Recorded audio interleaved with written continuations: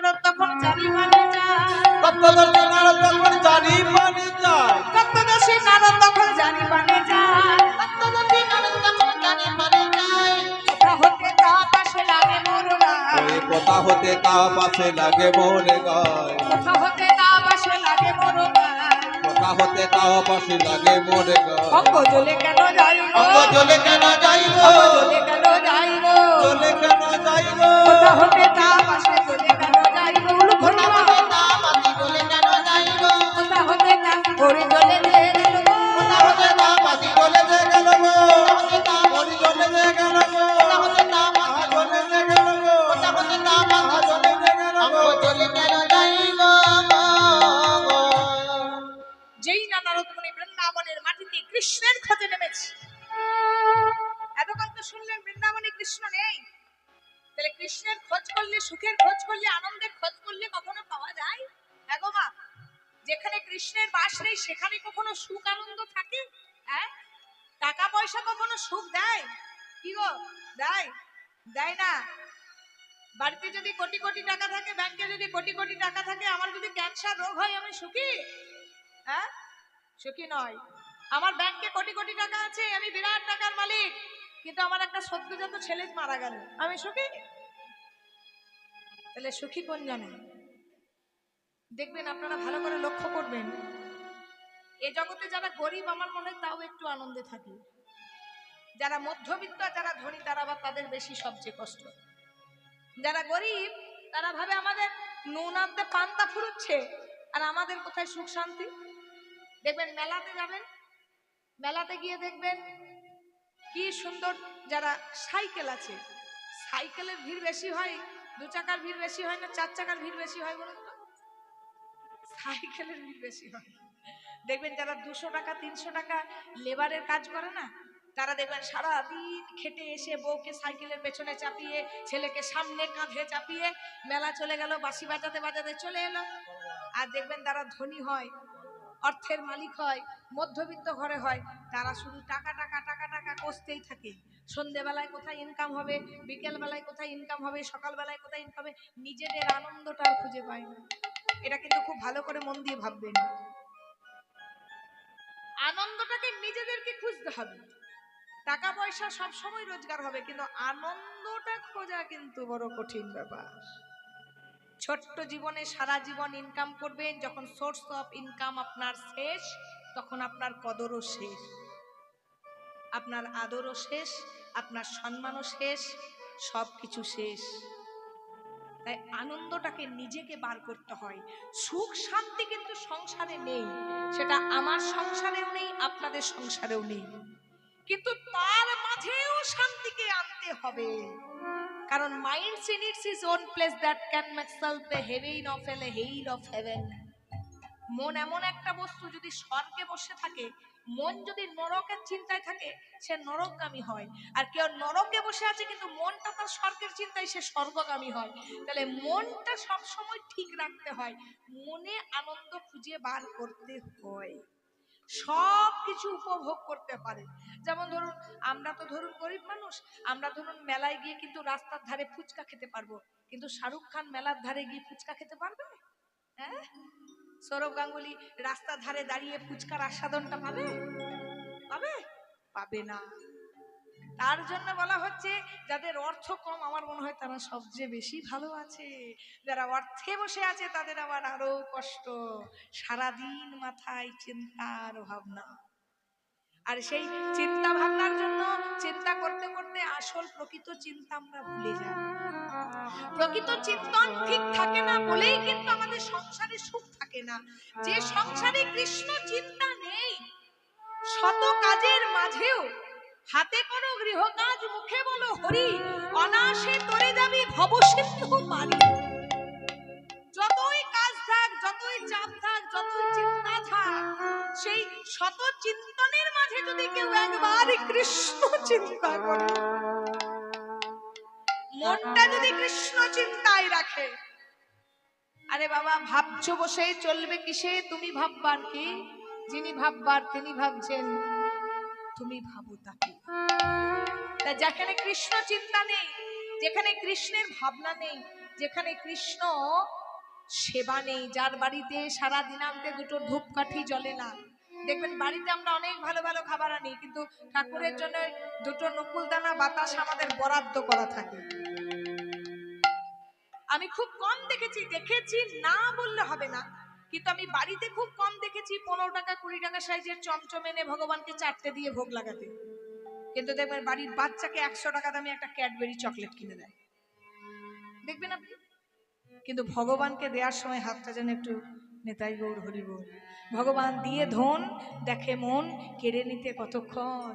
তার জন্য তো টাকা চঞ্চল, মা লক্ষ্মী চঞ্চল, মানুষের কাছে থাকে না, এক হাতে আসে আর এক হাতে যায়। কারণ ধরে রাখতে পারে না, একটাই কারণ প্রকৃত অর্থ ভগবানের নামে লাগাতে পারে না। যেটুকু ভগবানের নামে লাগানো হয় ঈশ্বর তার জন্য তুলে রাখে।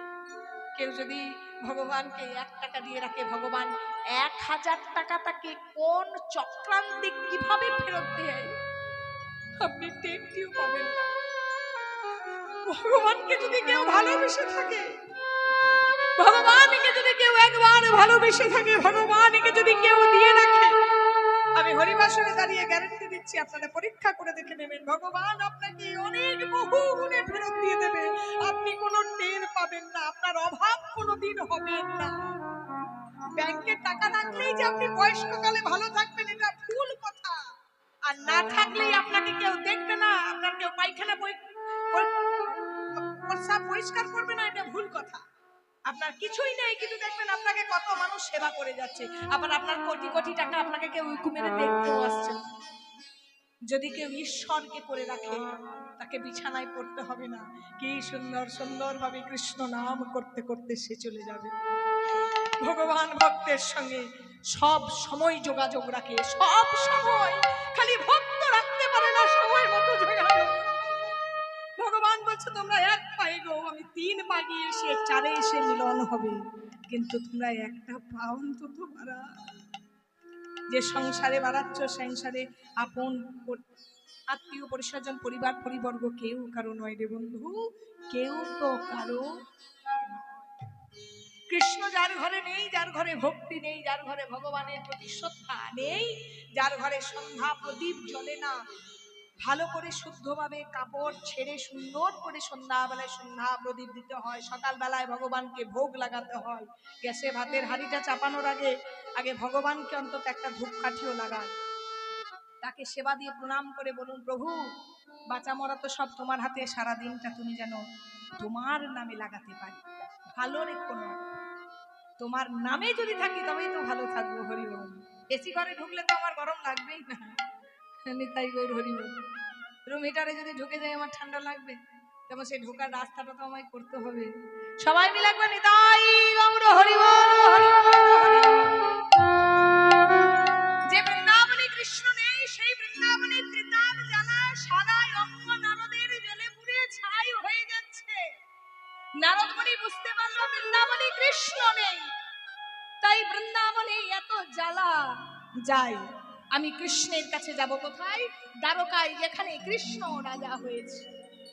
আজকে দ্বারকায় যাচ্ছে যেখানে কৃষ্ণ রাজা হয়েছে। এবার বীণাকে বলছে, বীণা তুই এতদিনে নারায়ণের নাম করেছিস, আজকে তুই রাধা নাম করবি, বলো বলো যন্ত্র।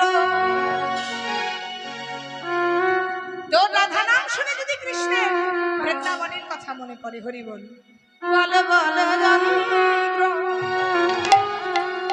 রাধা নাম মন্ত্র, জাগে যজ্ঞ ব্রত কিছু নাহি আর। হরি বল।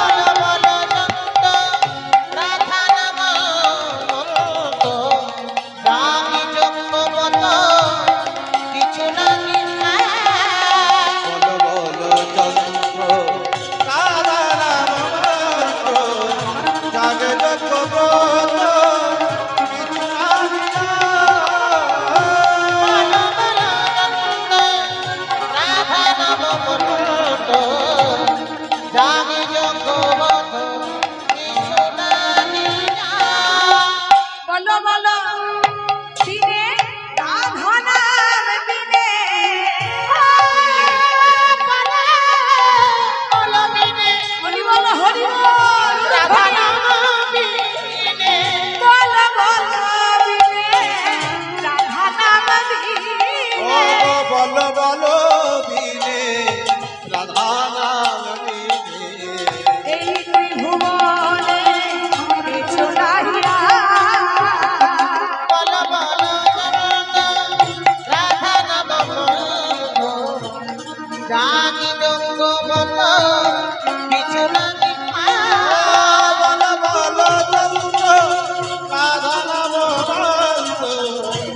জগৎ কিছু না দ্বারকাধীশপতি কৃষ্ণ চন্দ্র কি রাধা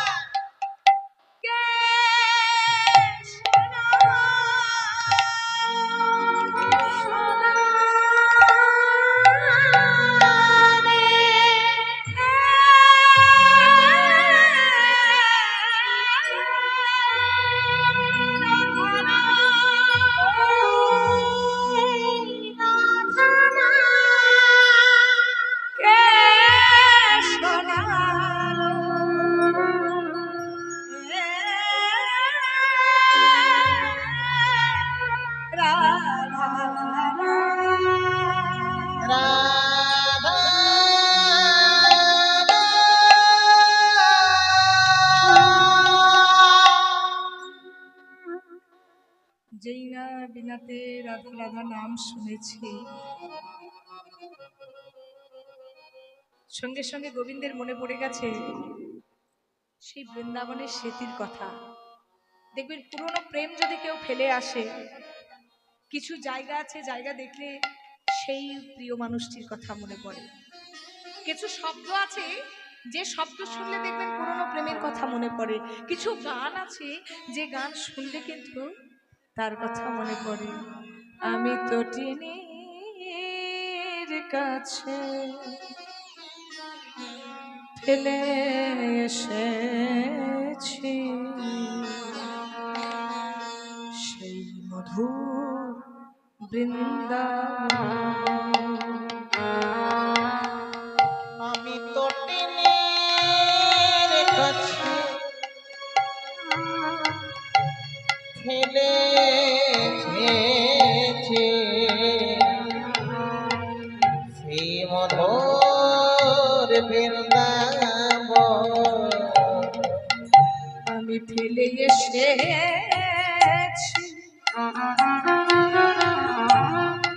সেই রাধার হাতে আমার গড়া কুঞ্জ,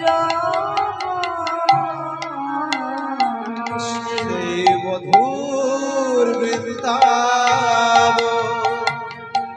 আমি তো টিনের কাছে ফেলে এসেছি মধুর বৃন্দাবন। মধুর বৃন্দাবন। গোবিন্দাবন সেনা শোভা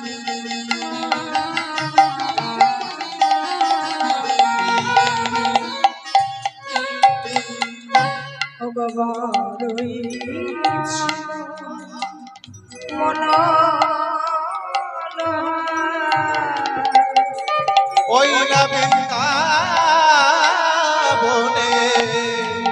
কি না শোভা, ও গো বড়ই ছিল আমার মনোরমা। গোপিকানন্দ মা যশোদা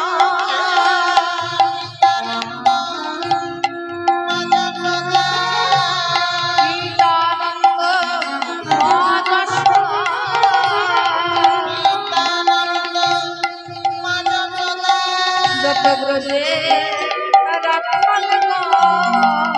সেই মধুর বৃন্দাবন। আমি তো টিনের কাছে ফেলে এসেছি মধুর বৃন্দাবন। সেই মধুর বৃন্দাবন। সেই মধুর বৃন্দাবন। গোবিন্দের মনে পড়ে গেছে সেই বৃন্দাবনের কথা। যেই না দেবশ্রীকে দেখে যে চমকে গেছে, ও দেবশ্রী আসুন আসুন আসন গ্রহণ করুন, বসুন। বলি কৃষ্ণ, যুগে যুগে তুমি অবতার হয়ে এসেছো, তোমার কাজ হচ্ছে ভক্তের চোখের জল হরণ করা, আর তুমি সেই ভক্তের চোখে জল ফেলছো। তুমি জানো না, এ জগতে মাকে যদি কেউ কাঁদায়, সে কোনোদিন কোনো কর্মে সফল হতে পারে না। এ তোমার কেমন বিচার? তুমি 100 বছর ধরে তোমার মাকে কাঁদাবে? তুমি কি ভুলে গেছো বৃন্দাবনের কথা? শোনো কৃষ্ণ, তোমার কাছে আজ আমি একটা অভিযোগ নিয়ে এসেছি। কি অভিযোগ? তেতাই রামের রাজা ছিল, অশ্বমেধ যজ্ঞ করলো।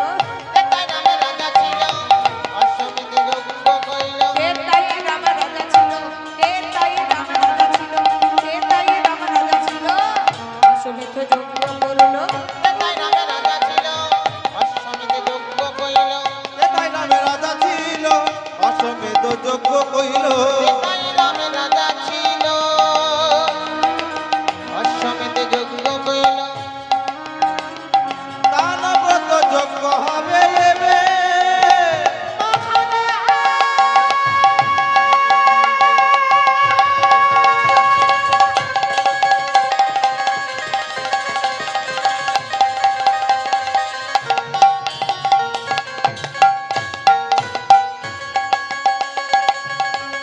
ও মহারাজ,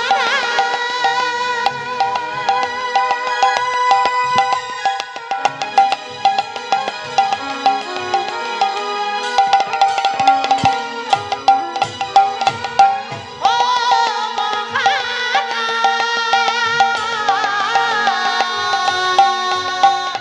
দানবত যজ্ঞ হবে রে।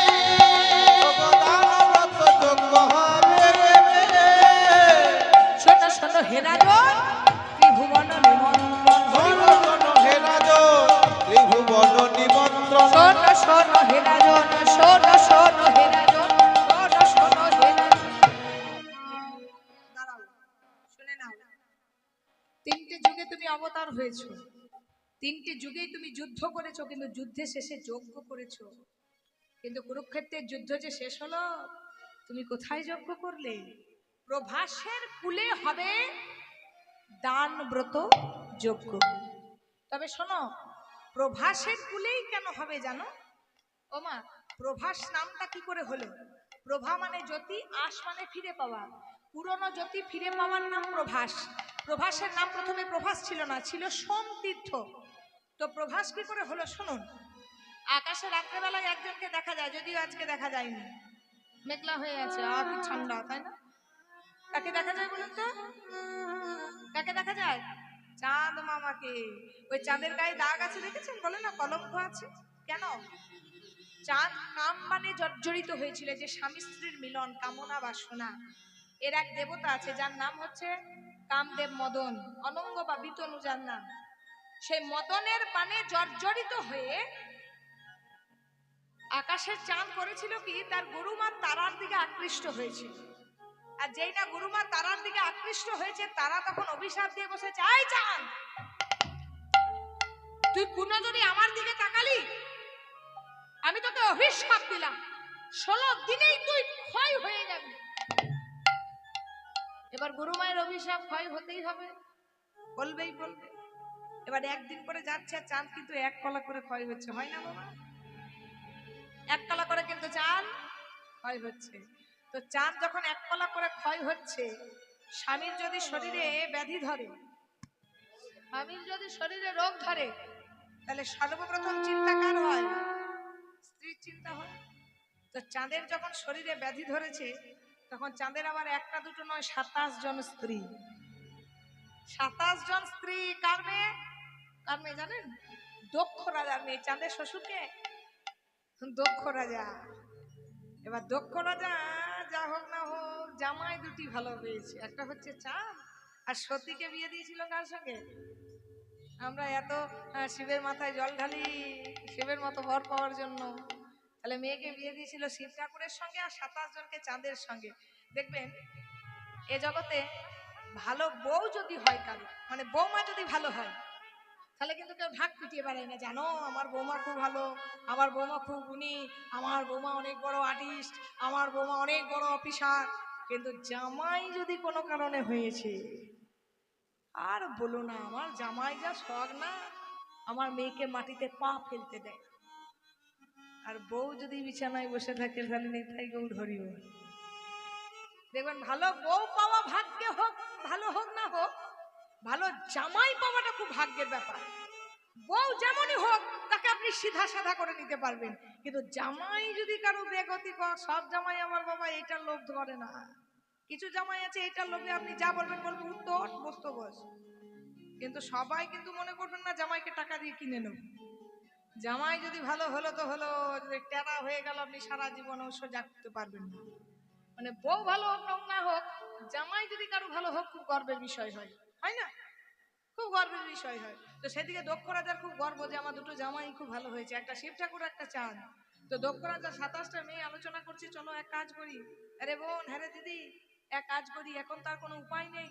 এখন যদি আমাদের স্বামী এক পালা করে ক্ষয় হয় 16 দিনের মাথায় তো করি বল, আর যদি হয়ে যায় তাহলে তো আমরা 27 জনে একসঙ্গে বিধবা নারী হয়ে যাব। তাহলে আমাদেরকে একটা উপায় বার করতে হবে, নারী কি না পারে। চল আমরা এক কাজ করি, জামাই বাবুর কাছে যাই। জামাই বাবুকে তাহলে 27 জন শালিকা একসঙ্গে দল বেঁধে যাচ্ছে। ও জামাই বাবু,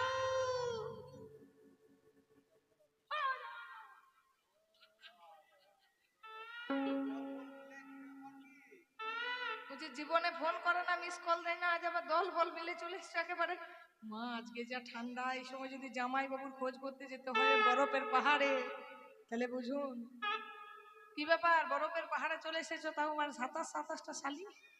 হ্যাঁ, শালি আধা ঘর বালি, তাই না? কি ব্যাপার জামাই বাবু? বলি বড় বিপদে পড়ে এসেছি। বলছে বিপদে না পড়লে তো আর শালিকারা আসবে না তোমরা, বলো বিপদটা কি? জামাই বাবু বড় বিপদ। কি বিপদ?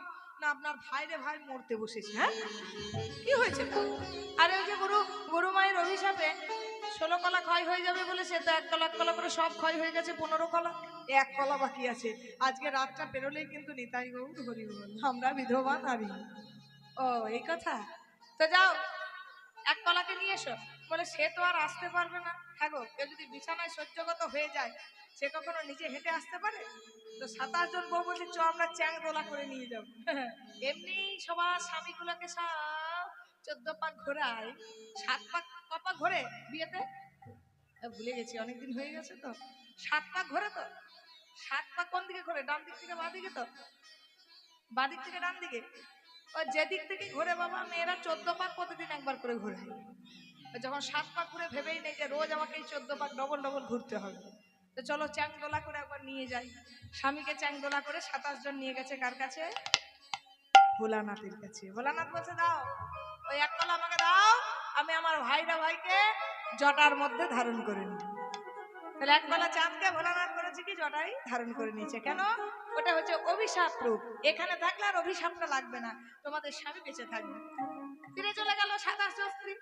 এবার কিছুদিন যাওয়ার পর নিজেরাই আলোচনা করছে, বলছে হ্যাঁ দিদি, বলে আমাদের স্বামী যদি ওই আমাদের জামাইবাবু জটাতেই রইলো, আমাদের সঙ্গে ঘর সংসার না করলো, তাহলে ওই বেঁচে থাকা আর মরে যাওয়া দুটোই তো একই হলো। হ্যাঁ, কি বলেন মা? যদি সংসারই না হলো তাহলে বেঁচে থাকা আর মরে যাওয়া দুটোই এক হলো। ওই জামাইবাবুর জটাতেই রইলো, আমরা শুধু শাখা শরীর পরবো। তাহলে এক কাজ কর, স্বামীকে যদি পেতে হয় তাহলে চল আবার জামাইবাবুর কাছে গিয়ে জামাইবাবুর ধ্যান করি, কারণ জামাইবাবুর নাম হচ্ছে আশুতোষ। হরিবল। যেই না জামাইবাবুর 27 জন মিলে ধ্যান করেছে, বাবা একজন ধ্যান করলে শিব টলে যায়, আবার 27টা মেয়ে ধ্যান করেছে, শিব একটু পরেই টলে গেছে তার ধ্যান। সঙ্গে সঙ্গে আশীর্বাদ করে বলেছে সতী পতিব্রতা রমণী হও। আর যেই না 27 জন ঘোমটা খুলে দিয়েছে, দেখছে আর কেউ নয় আমার 27টা সেবিকা। তোমরা আবার আমার ধ্যান করতে গেলে কেন? বলছে ওই যে একবার তো অভিশাপ থেকে বাঁচালে, কিন্তু সারা জীবন যদি তোমার জটাই থাকে তাহলে আমাদের সঙ্গে ঘর সংসার করবে কখন? এবার উপায় বলে দাও যে কি করে আমরা স্বামীর ঘর করব। তাহলে এক কাজ করো, এই 1 কলা নিয়ে গিয়ে সোমতীর্থের জলে 15 বার ডোবাও আর 15 বার ওঠাও, পুরনো 15 কলা ফিরে পান। তাই সোমতীর্থের জলে 15 বার ডোবালো আর 15 বার ওঠালো, এই 15 কলা ফিরে পেল, আর 1 কলা ছিল, 16 কলায় চান পরিপূর্ণ হলো। সেদিন থেকে নাম হলো প্রভাযুক্ত আসমন প্রভাস।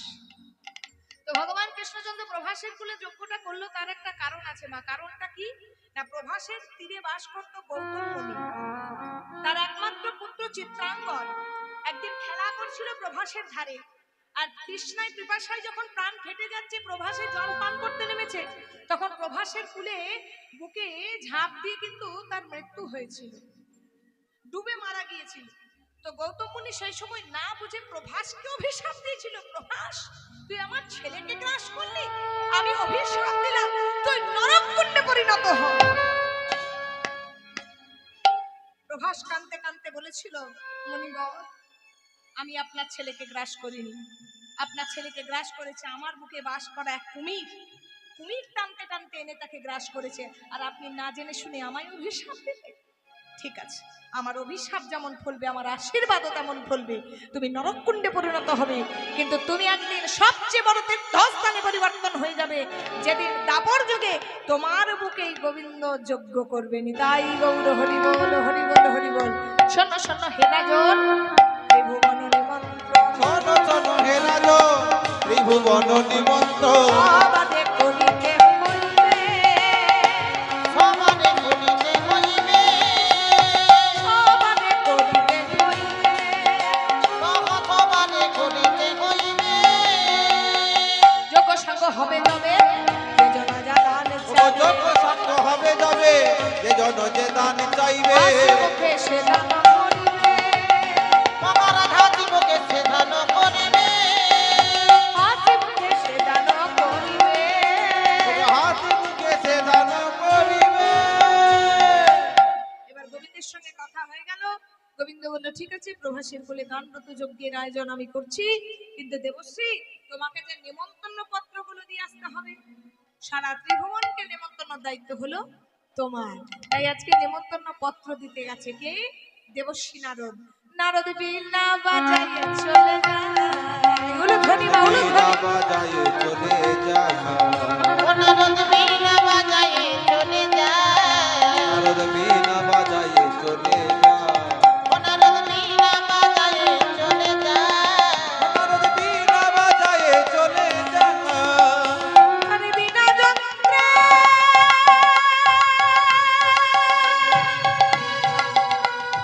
গান করে,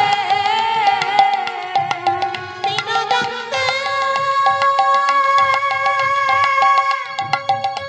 পাতে পঞ্চে, কৈলাসের পথে চলে নারদ বীণা বাজায়ে চলে যায়, নারদ বীণা বাজায়ে চলে যায়, নারদ বীণা বাজায়ে চলে যায়, নারদ বীণা বাজায়ে চলে যায়, তারে আনন্দয়া ভবে না রে, ওই আনন্দয়া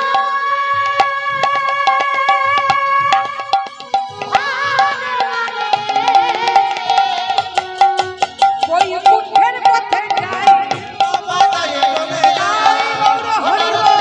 বাজায়ে চলে যায়, নারদ বীণা বাজায়ে চলে যায়, নারদ বীণা বাজায়ে চলে যায়, ও গো বীণা যন্ত্রে নরদে গানে গানে, বীণা যন্ত্রে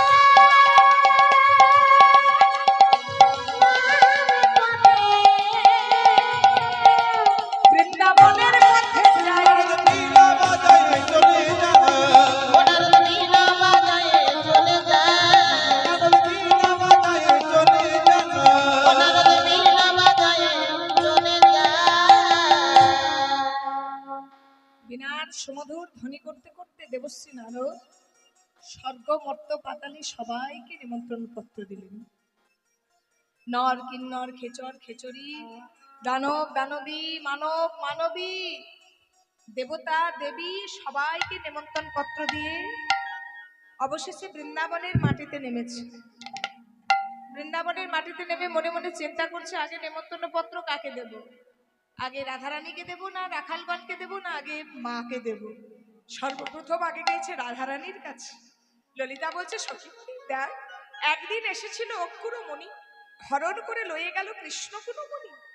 একদিন অক্ষুরমণি এসে আমাদের কৃষ্ণগুণমণিকে হরণ করে নিয়ে গেছে, আজ আবার দেবশ্রী নারদ এসেছে আমাদের রায়ধনীকে নিতে।